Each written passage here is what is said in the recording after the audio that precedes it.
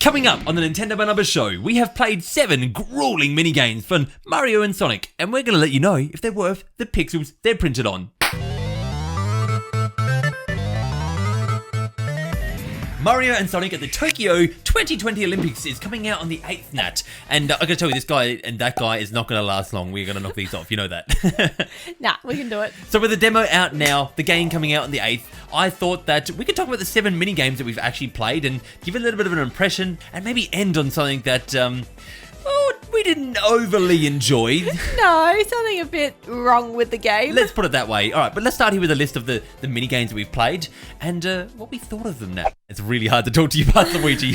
Okay, these have to go. The one that made it to the bottom of our list was actually the long jump, so in the 8-bit style. Now, the reason that this one is on the bottom of our list is we felt it was the one that would get the oldest the fastest. Can we just say, though, like the 8-bit mode and all of that in general is just beautiful? Yes. Yes. I love it. I love the fact that you can put it on like the retro-looking mode, but the long jump is just a little bit shallow. There's not much to it there. It is. You can't actually use motion controls with this one. You have to just use buttons. We should actually mention that with a lot of the mini games, they have the control options, I guess, of... One was using both Joy-Con, one was just using one Joy-Con, and one was button controls. Yeah, and so you had that with some of them, but then some of them were just like, you can only use buttons with this. And this was obviously one of the button-only ones. And it like that's fine. Like that's not the problem with it. The problem is that it's just pressing a button to run it to the plate, and then pressing a button at the right time to jump. Like, depending on where the lever is, to jump as far as you can. And that was just like, okay, after 2 rounds of this, I've just had enough. Surfing. Now, why was this? This one was just a little bit confusing at first, but I think at the end of the day, this minigame I just didn't have fun playing it. Especially with the motion controls and having to do the jumps and stuff. I just kept mistiming everything, and I just walked away from it every time just going, didn't have that much fun. The funnest part was like riding through the tunnels and the waves and trying to balance type thing, but I don't think anything outside of that really did it for me in the surfing. I only got to try that once, because I only made it into the wave once. Yeah, Badminton, Nat, was number 5 on the list, but why was this number 5? Badminton was number 5 because it wasn't too bad, but just compared to some of the other ones, we thought were stronger than what this one was. There were a couple of intricacies with the controls that we didn't realise, which we'll get into later. Yes. But yeah, we're just hitting the shuttlecock back and forth. It wasn't that fun. No, exactly. We did get like 17 hits in a row before one of us missed it, so that was pretty good. That was good, yeah. So number 4 on our list was the hurdles. What was your impression of this one? Oh, okay, so the hurdles I actually kind of enjoyed. Now, it took me a long time, again, a lot of these games took me a long time to get, but the hurdles I enjoyed because it was just trying to get that timing down. It felt kind of frantic, and it's always close at the finish line when you're both trying to dash towards the end. It's like, who's going to win this? And if you made that final jump at the perfect timing, you'd get a really good boost that could take over like anyone who just missed that. Now, this one was actually really funny to watch us play because it was the first one we tried, and we just couldn't get the hang of it. Like at the beginning, we're like using motion controls, were running every single hurdle. It was just...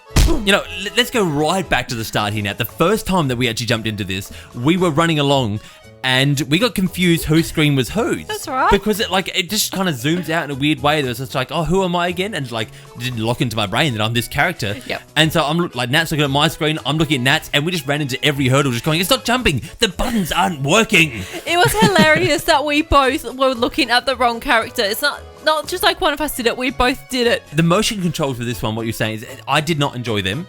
But the button controls, I really enjoyed. I think that's a lot more fun and a better way to play it. How come you didn't enjoy the motion controls? I didn't feel like they were tight. I felt like every time that I actually meant to jump, it didn't jump. I'm like, no, I jumped there.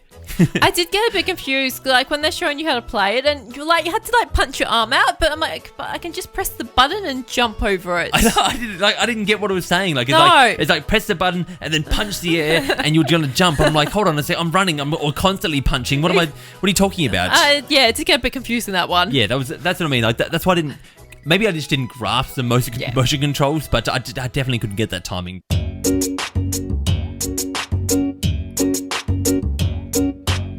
Karate. This was actually kind of cool.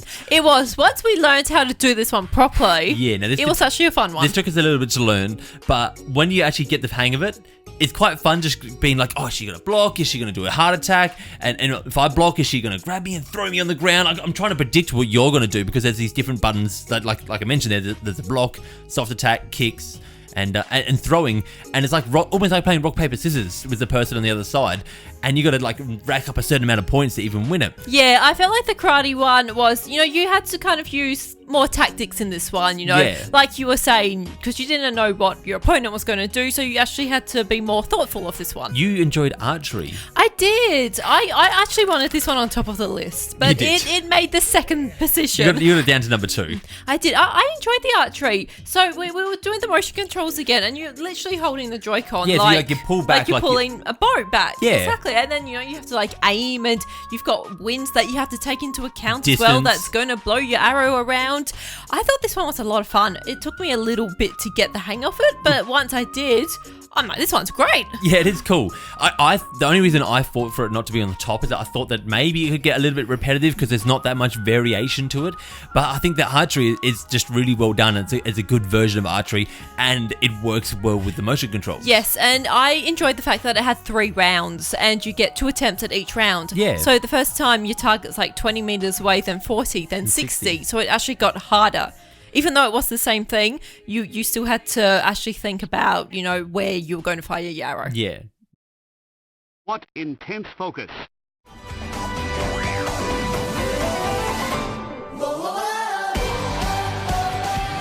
I did not realize this was diving. I read 10-meter platform. I'm like, what's that? I thought it was like what's the gymnastics they do on the hurdle thing? That maybe like they have a 10-meter one of them. I don't know.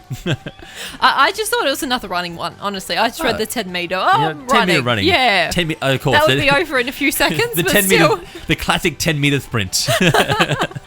Yeah, all right. I didn't think that through very well. No.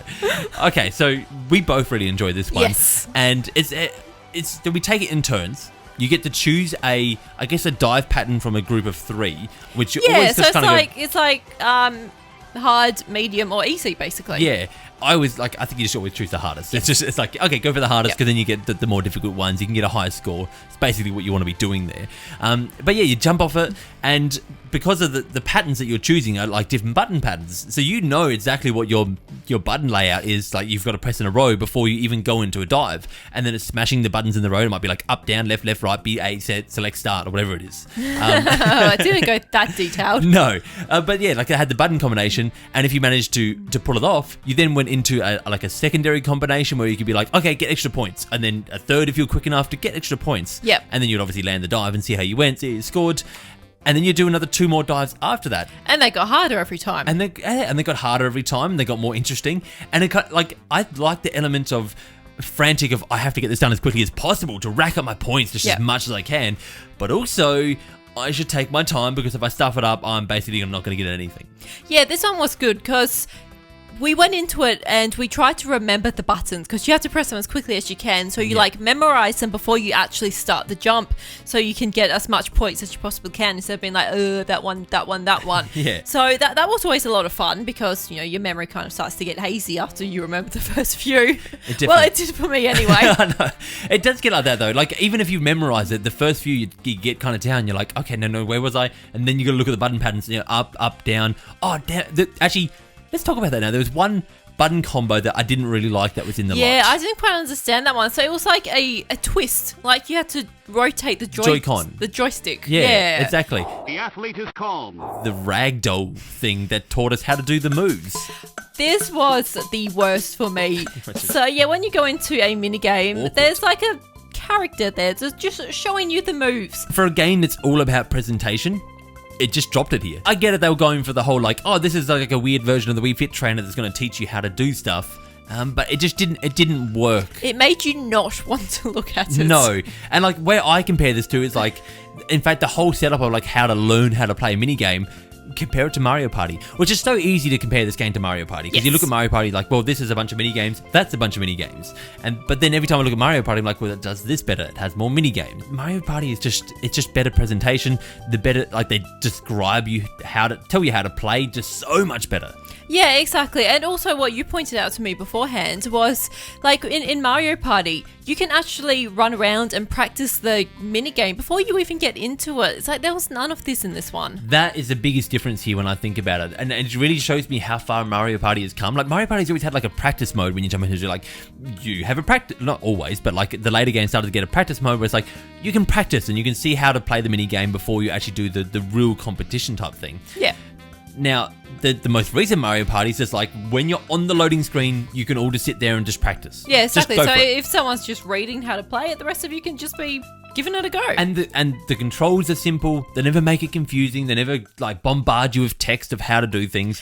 This goes backwards in that direction, like so far. Yeah, because the text in Mario Party is really easy to read. You just keep scrolling through. In this game, we actually discovered that there seems to be like there is more text, but it's like hidden. It's not obvious. So you go through your few pages of how to... Let's explain it for everyone how it actually works. So when you go into a mini game, the first time you jump into there, it's going to give you a page of like, all right, here's a description of how to play it. It's going to might be like 4 pages long. And at the end of it, you click OK, you go into the mini game, and that's that. There you go. Yes, but when you get onto the last page, a little icon pops up above the OK. If you press plus or minus, it actually gives you more information. Which we didn't realise. It's not obvious. No, it's not. It's down the bottom corner. Unless you're looking for it, you're not even going to see it. Exactly, and it pops up on the very last screen. So why would you even think to look for anything else? And these were like really important. Like, we played the karate mini game, and when we jumped it, like, we had a bad impression the first time we walked away from that. Oh, we did. We got through the karate mini game in like 2 seconds. We were like, why are these matches so quick? We were turned to each other and said, "This is terrible. Yeah, this is bad. I don't enjoy this at all." And it was because the karate mini game, all they told you to do was the punching part of it, unless you went to the more info, the punching and kicking, where it tells you, oh, wait, you can actually block. Oh, wait, you can actually do the throw moves. Exactly. And then, like, so before that, we were playing rock, paper, scissors, and we both just had a pair of scissors and we're trying to stab each other. Yeah, that was, that was it. And whoever got the first hit in with the scissors won. That was it. Yep. You know? Yep. Where, like, as soon as we realised that, it was like, oh, this is actually, a fun game. Exactly. And they didn't last, like, 2 seconds anymore. We were actually getting a decent length out of the karate one. So they really could have done a better job of explaining this, is what it comes down to. Like, that side absolutely. of things. Like the menus type thing. I feel like the whole demo overall, like, if people that hadn't actually played a Mario and Sonic game before played this demo, I don't think it would have sold anyone on it. So, yeah, I was actually talking about this with Jamie, one of our patrons, when we walked away from this, and he basically said that he didn't think the demo was good at all. And at first I was like, oh, I didn't mind it. Like, I didn't think it was fantastic. I had fun with it, though. But now, like, when I think back at it, I can see where the flaws are kind of in this. Because certainly if this was your first one, you just walked into this game and you just played that. And even, like, from our experience, it just feels like a weaker version of Mario Party from what they presented. Now, what the actual main game is, when you get the story mode, when you get these mini games, when you get the dream events, when you get all this extra stuff that's thrown in there that we've already talked about and you've seen, that's probably going to be a different story. It's probably going to be like a decent game, which is, well, I think that maybe when we see a little bit more of this, hopefully it gets seen as a little bit better. I hope so. Yeah, we'll see what happens anyway. Yeah. Anyway, guys, thank you. And remember, for great Nintendo entertainment, you can count on us. For today's end screen, Nat, I like to ask you questions that I legitimately don't know the answer to sometimes. And I've given you Luigi, and I've taken Mario here. And I actually want to know the answer. When you were younger and you used to play with maybe your sister, who was Luigi and who was Mario? I was always Mario. You're always Mario? I was always the best player. I can't believe it. Like, even in Donkey Kong, I was always the first Kong, so the ones that wore the red tie and the red hat. Oh, yeah. And my sister was the ones that wore the yellow tie and the yellow hat. Oh, okay. So yeah, I was always player 1. Okay. I was ready player 2, Nat. I like Luigi. But I always had to play by myself a lot of the time. And then I was 1. That's why we work so well together. Maybe. Do we?